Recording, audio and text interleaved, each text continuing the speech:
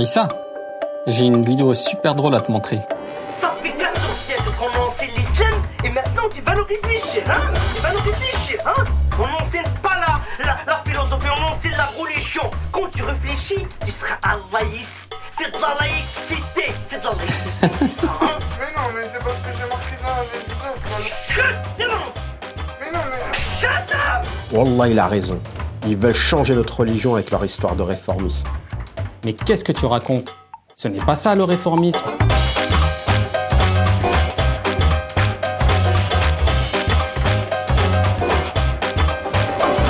Ce que moi j'entends par réforme de l'islam, c'est simplement réinterroger cette tradition,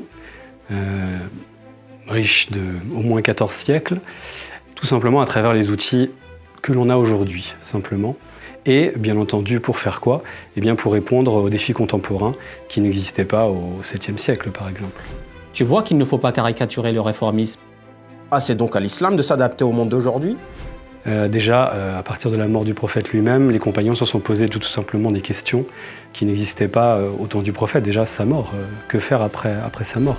Oui, mais le prophète a dit qu'il avait parachevé notre religion.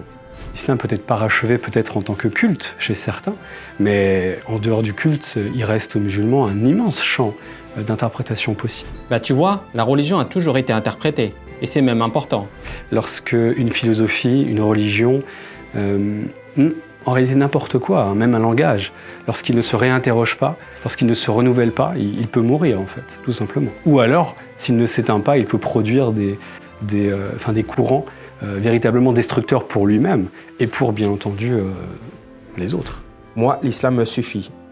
J'ai toujours trouvé les réponses à mes questions dans le Coran. Croire vraiment que, effectivement, tout est dans l'islam et qu'on a besoin de rien d'autre, c'est du nationalisme religieux quelque part. C'est très problématique. Parce que déjà, l'islam que l'on connaît aujourd'hui, il s'est forgé en fait par des sciences déjà qui n'étaient pas musulmanes, qui étaient exogènes à la tradition.